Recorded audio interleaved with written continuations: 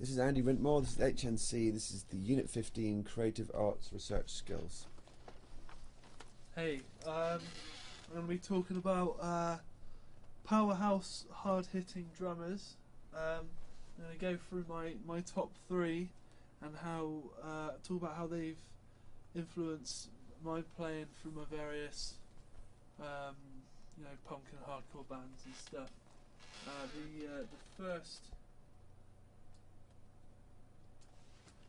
The first drummer I'm going to talk about is the utterly infectious and unique Keith Moon, who brought the beats and mischief to The Who in the 60s through to his tragic passing in 1978.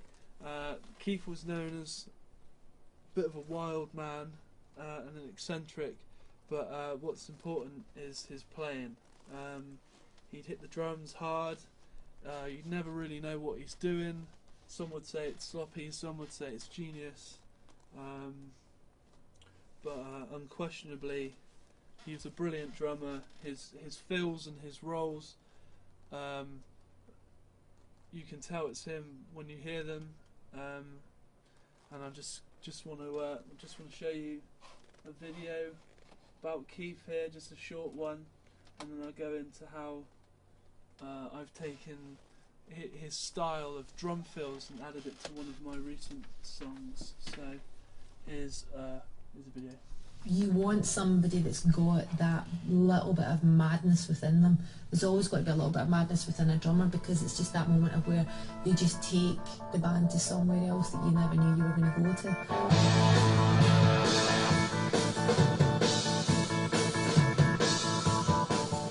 Never was this truer than with the drumming alchemist who blended a short attention span, a healthy dose of eccentric charm, and a large pinch of recklessness, and took his band to a whole new level. The Who's Keith Moon.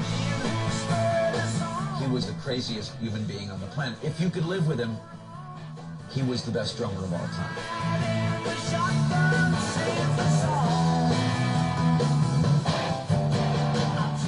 Moon was the clown, and in some ways the centre of the anarchy that he played. Keith Moon, I watched him closely, and nobody could imitate what the hell he was doing, but it was so unique, and just there's no one like him. I can go any way, we are two. I can live anyhow, we all do. I can go any way,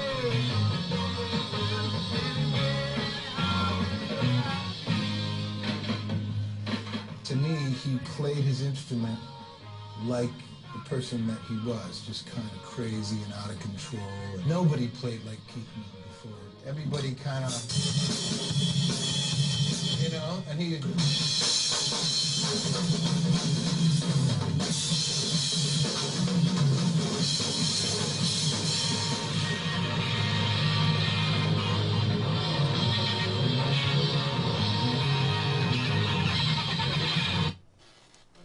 So that's just a little bit about Keith there.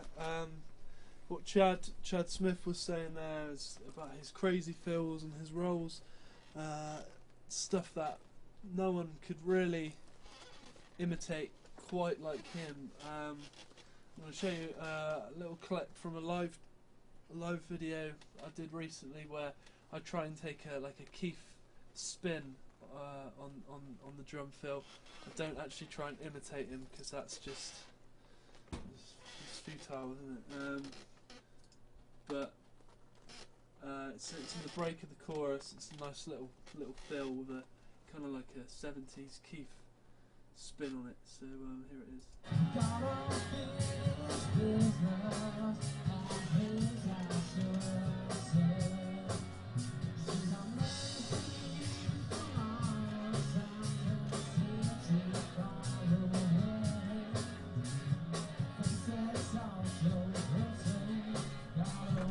It's coming up here.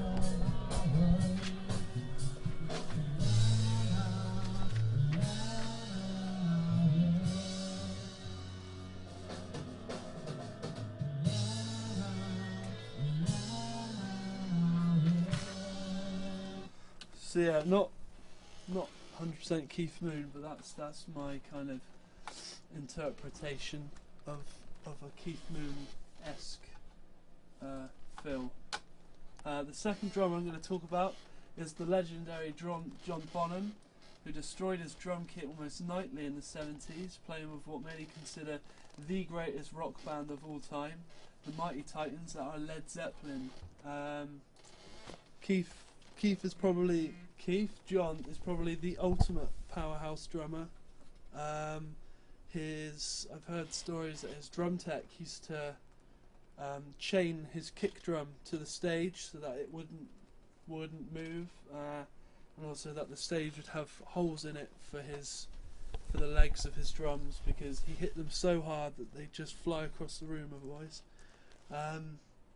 After this, I'm going to talk about my next drummer, and I've got a video which combines influence from both of their styles. It's mainly the aggressive nature of the playing, but here's a little thing about John Bonham.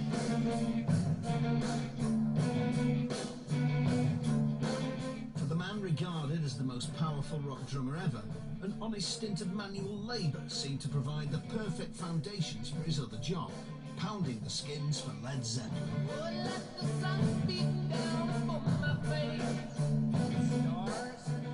To me, hands down, John Bonham's the best rock drummer ever. The style and the sound was so identifiable to one person. Any drum set that he would play, it sounded like him.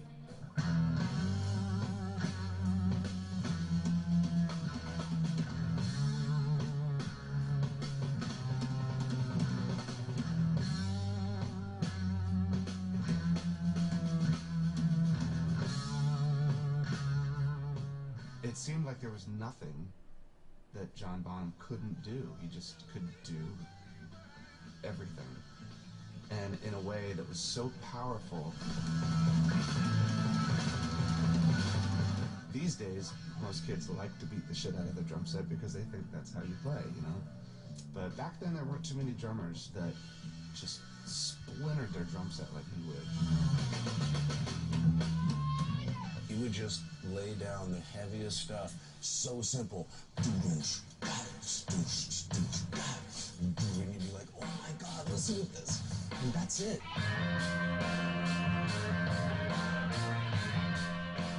He was actually better than anybody else. And he was simply better. He could do things other people couldn't do, and he had an incredible sound and an amazing feel. Bonham's amazing feel was only matched by his amazing capacity for boozing. That's John Bonham there. You can see how hard he hits his drums in that video. He's pretty much the ultimate powerhouse drummer.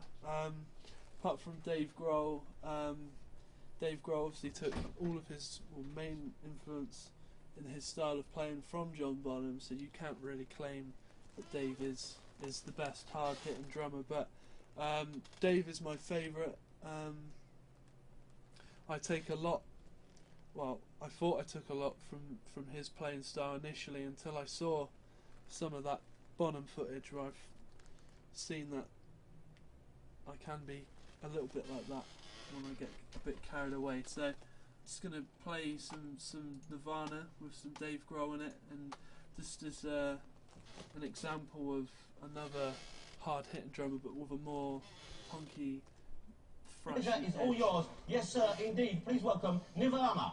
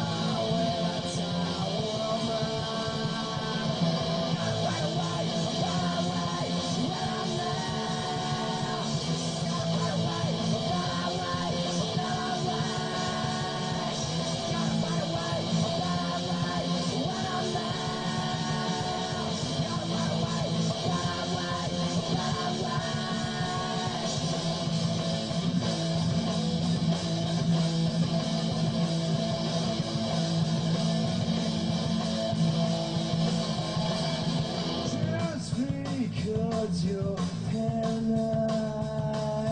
Don't mean that I feel.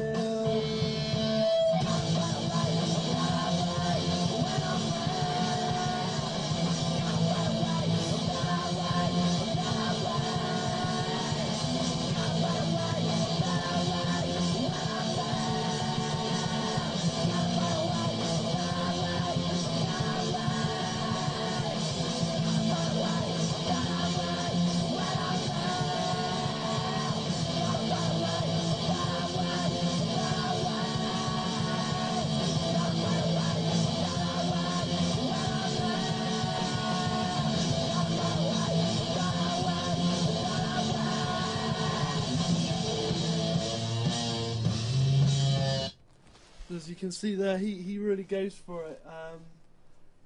Later destroys his kit.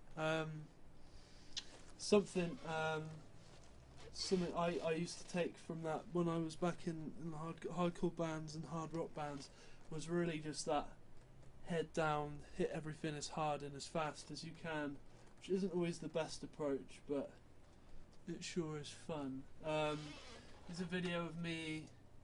And this is kind of my example of my influence that I've taken from Dave Grohl and John Bonham's style of playing and put it into my own like projects and stuff.